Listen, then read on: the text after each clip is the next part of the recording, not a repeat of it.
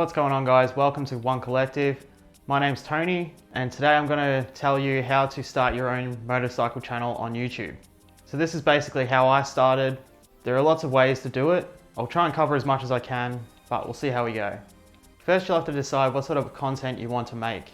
There's a few different options. You've got motovlogs, how-tos, mods and repairs, lists like 5 things that motorcyclists do, stuff like that, and compilations like near misses, crashes, saves, stuff like that. I'll start with motovlogs. For these types, you'll need an action camera and a mount, so you can mount it to your helmet, your bike, wherever. I usually have mine mounted to the chin of my helmet.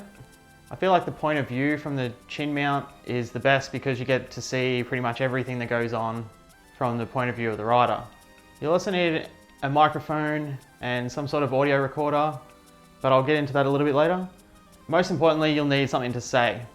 I've been caught out a couple of times when I've been trying to record something, but I haven't thought of anything to actually say, so I end up rambling on about whatever it is that I think of at the time. So if you can come up with some sort of script and just sort of stick to that, it kind of helps out a lot better. Now, as for a camera, I recommend the GoPro Hero 8. It has fantastic image stabilization, which is really good for motorcycles, as when you're going around corners and stuff like that, looking around, it doesn't jump around and all that sort of stuff, and it has a fantastic stabilizer, so can't go wrong with the Hero 8. Issue with the Hero 8 is it's a bit difficult to connect a microphone to it. The microphone input is actually where the battery is, and the battery has a door, so it holds the battery in. So if you want to run a microphone to it, you have to leave the door open, which can cause the battery to fall out. So I recommend an external audio device. I use a Tascam audio recorder. I wouldn't really recommend that because it's a bit big. You might want to get something a little bit smaller, so when you put it in your jacket, it's not bulging out and making you feel uncomfortable while you're riding. But there is others out there that are smaller and better quality, so do your research before you buy one. You'll also need a microphone. Now, I use a Rode microphone. It's got fantastic quality, but you'll need to have a pop shield and one of the fur covers on it to minimize wind noise.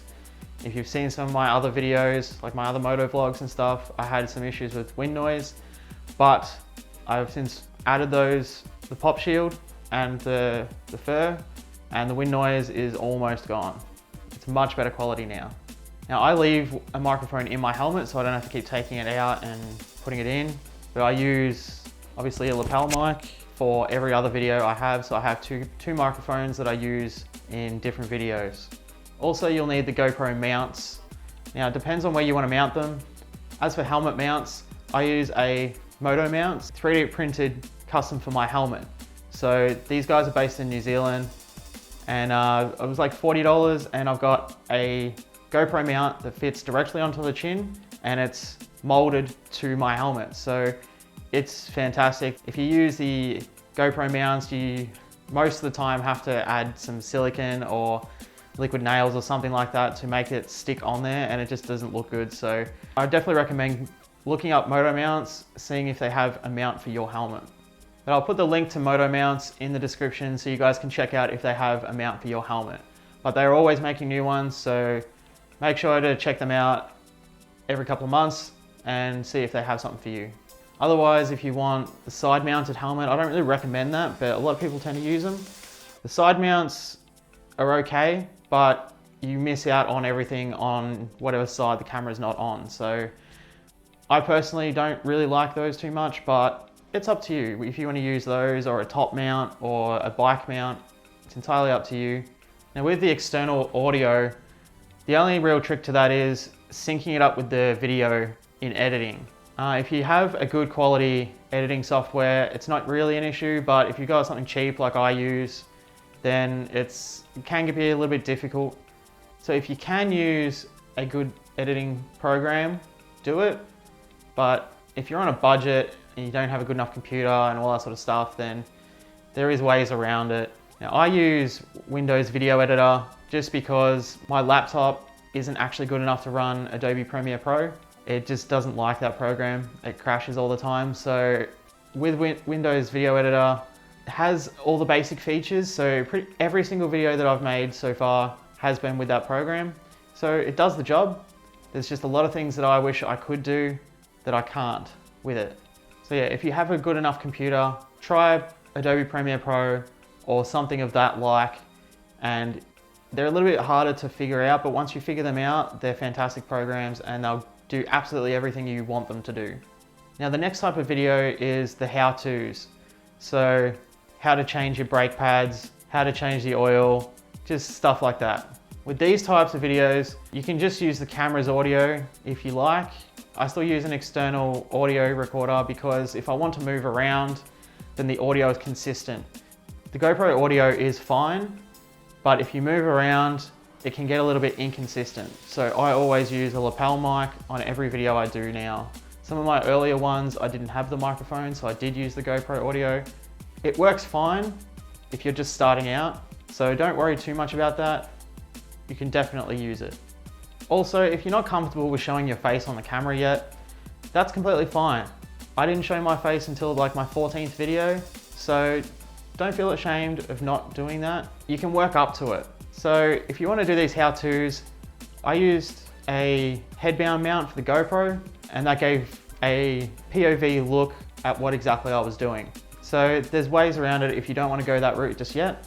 So if you're worried about that, don't be, just do your best without having to show your face. It's not entirely a necessity. You can work up to it. Now editing these types of videos is fairly simple. All you have to do is just cut out the bits you don't want to show on the video, and that's pretty much it. Now move on to mods and repair videos. Now these are basically the same as how-tos. It's a similar style, but a bit more costly. If you want to make consistent videos, like once a week, once every couple of weeks, whatever, then doing mods can be very expensive. So I do a bit of those and it's just cost me a lot of money, and I've had to do different videos just so I can bring out a couple of videos a week. So just be aware that that does cost a lot of money, and make sure you have the capital to be able to do that sort of stuff. Once again, very simple. It's pretty much the same as how-tos, just adding things to the bike rather than fixing something or whatever. Lastly, we have lists and compilations. Lists are usually the most popular, but require some fancy editing and a witty personality from what I've seen. A lot of the lists that I've seen, the people doing them usually are quite funny or have some sort of larger personality to do them, because otherwise the lists just get boring if you're just watching some person, you know, saying, oh yeah, number one is this, number two is that. Pretty much I can't do them. I don't have that sort of personality, but if you want to try out the lists, by all means do so. You will get more comfortable as you go. Now the editing, from what I've seen, these guys do either a bit more cinematic stuff and skit type things, or they use a lot of memes and stuff like that. And there's also a lot of research that comes in it as well. So if you want to do these, by all means go for it. They are very popular. If you can do them, do them. They're definitely worth it. As for the compilations, they're pretty easy to do. They don't really require you to be on camera at all or anything like that. So you don't even need to own a camera.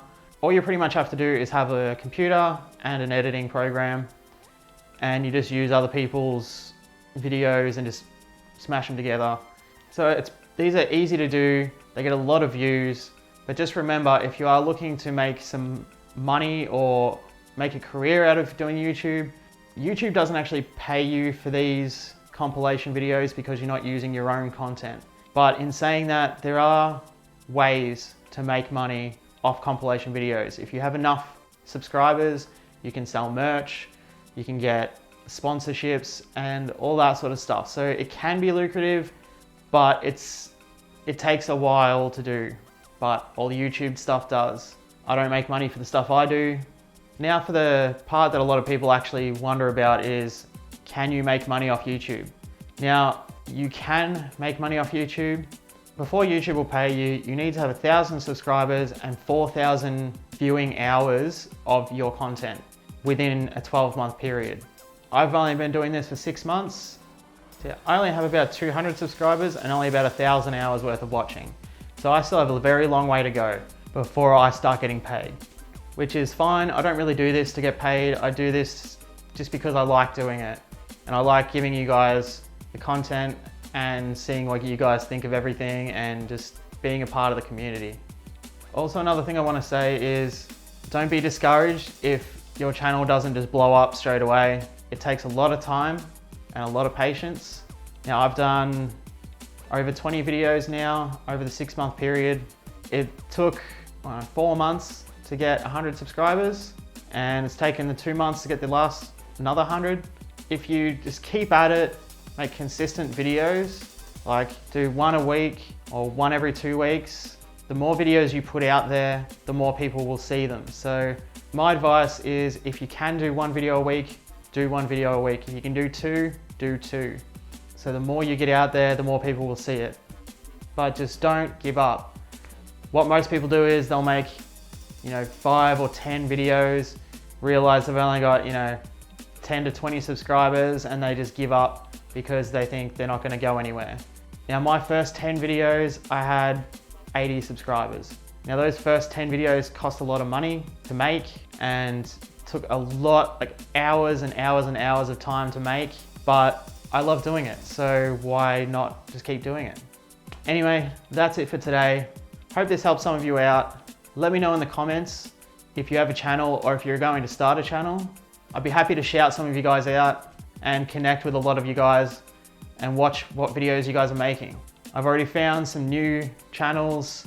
They've all told me they're out there, so I've been watching their channels, I've been subscribing to their channels, and they're doing some great work.